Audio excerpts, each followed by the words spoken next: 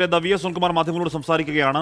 BJP. ജില്ലാ committee ഓഫീസിന് അഡ്രസ്സിൽ 10 പേരെ വോട്ടുകൾ ചേർത്തു എന്നടക്കമുള്ള ഗുരുതര ആരോപണങ്ങൾ പറയുകയാണ് വി എസ് സുനിൽകുമാർ. അടിസ്ഥാന നിയമ സംഹിത പ്രകാരം ഈ ഫൈനൽ ഇലക്ട്രോൾ നിലനിൽക്കുന്നതല്ല എന്ന് വ്യക്തമാക്കപ്പെട്ടിരിക്കുകയാണ്. അപ്പോൾ നമ്മുടെ രാജ്യത്തെ ജനങ്ങൾ അറിയേണ്ട ഒരു കാര്യം, കൃത്രിമമായും നീതിരഹിതമായും നിർമ്മിച്ച ഒരു ഇലക്ട്രോളിന്റെ അടിസ്ഥാനത്തിലാണ് തൃശൂർ പാർലമെന്റ് മണ്ഡലത്തിൽ തെരഞ്ഞെടുപ്പ് നടത്തിയിട്ടുള്ളത് എന്ന കാര്യം വ്യക്തമാക്കപ്പെട്ടിരിക്കുകയാണ്. അത് അതീവ ഗുരുതരമായൊരു വിഷയമാണ്.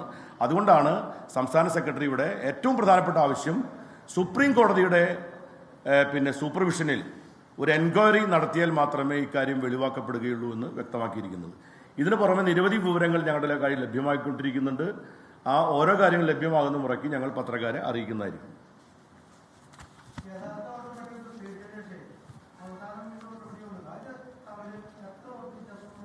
45,000-ഓളം വോട്ടുകളുടെ വ്യത്യാസമുണ്ട് എന്നുള്ളതാണ് ഞാൻ മനസ്സിലാക്കിയത്.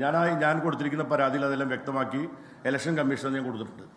അപ്പോൾ ആ വോട്ടർമാരെ സംബന്ധിച്ചുള്ള വിവരങ്ങളെല്ലാം ഇന്നലെ ഞാൻ കൊടുത്തിട്ടുള്ള പരാതിയിൽ വളരെ സ്പെസിഫിക് ആയിട്ട് പറഞ്ഞിട്ടുണ്ട്. അതിനുശേഷമുള്ള അതായത് ഓരോ ഘട്ടങ്ങളിലും ഇലക്ഷൻ കമ്മീഷൻ തന്നെ 8-ാം തീയതി പുറത്തിറക്കിയിരിക്കുന്ന അവരുടെ വാർത്താ സമ്മേളനത്തിന് കുറിപ്പിൽ അവർ തന്നെ വ്യക്തമാക്കിയിട്ടുണ്ട്. ഞാൻ അതിനെയാണ് വോട്ട് ചെയ്തിരിക്കുന്നത്. ഇലക്ഷൻ കമ്മീഷൻ പുറത്തിറക്കിയിരിക്കുന്ന അതിന് മാത്രമല്ല, ഇലക്ഷൻ കമ്മീഷൻ്റെ വോട്ട് ചേർക്കുമ്പോൾ ചെയ്യേണ്ടതായിട്ടുള്ള ഒരു പ്രൊസീഡിങ്സ് നടത്തിയിട്ടില്ല. ഇലക്ഷൻ കമ്മീഷൻ ഒരു വോട്ട് ചേർക്കുമ്പോൾ അതിൻ്റെ ബൂത്ത് ലെവൽ ഓഫീസർ പുതിയതായി ചേർക്കാൻ പോകുന്ന വോട്ടുകൾ പ്രത്യേകിച്ച് അത് അവരുടെ ഓഫീസിൽ നോട്ടീസ് ബോർഡിൽ പബ്ലിഷ് ചെയ്യണം എന്ന് പറയുന്നുണ്ട്. അങ്ങനെ നോട്ടീസ് ബോർഡിൽ പബ്ലിഷ് ചെയ്യുകയോ അതുമായി ബന്ധപ്പെട്ടൊരു പ്രൊസീജിയറും അവർ പാലിച്ചിട്ടില്ല എന്ന കാര്യം ഇന്നലെ കൊടുത്തിട്ടുള്ള പരാതിയിൽ സൂചിപ്പിച്ചിട്ടുണ്ട്.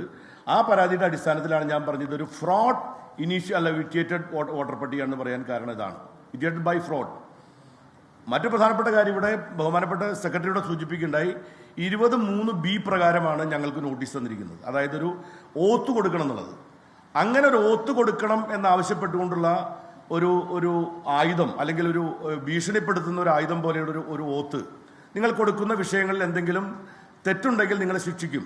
ഇത് പറയേണ്ടത് ഫൈനൽ വോട്ടർ പട്ടിക പ്രസിദ്ധീകരിക്കുന്ന ഘട്ടത്തിൽ മാത്രം പ്രയോഗിക്കണം. അതായത് ഒരു ഫൈനൽ വോട്ടർ പട്ടിക പ്രസിദ്ധീകരിക്കുമ്പോൾ അത് സംബന്ധിച്ച് അടിസ്ഥാനരഹിതമായ പരാതികൾ നൽകി തെരഞ്ഞെടുപ്പിനെ അട്ടിമറി ചെയ്യാതിരിക്കാൻ വേണ്ടി വന്നിട്ടുള്ള ഒരു ക്ലോസ്, ആ വാളെടുത്ത് യഥാർത്ഥ പ്രശ്നങ്ങൾ മുന്നോട്ട് വയ്ക്കുന്ന ആളുകൾക്ക് മുമ്പാകെ ഇലക്ഷൻ കമ്മീഷൻ വീശുന്നത് തെറ്റാണെന്നുള്ളതുകൊണ്ടാണ് അതിനെ ശക്തമായി നിഷേധിച്ചുകൊണ്ട് ഞങ്ങൾ ഇന്നലെ അതിനെതിരായിട്ടുള്ള ഒരു മറുപടി ഇന്നലെ ഇലക്ഷൻ കമ്മീഷൻ കൊടുത്തിട്ടുണ്ട്. ആ കൊടുത്തിരിക്കുന്ന മറുപടി ഞങ്ങൾ ഇനിയും തെളിവ് നൽകാൻ തയ്യാറാണ്. താങ്കൾ ആവശ്യപ്പെട്ടാൽ വിശദമായി തെളിവ് കൊടുക്കുമെന്ന കാര്യം അദ്ദേഹത്തോട് സൂചിപ്പിക്കേണ്ടതായിട്ടുണ്ട്.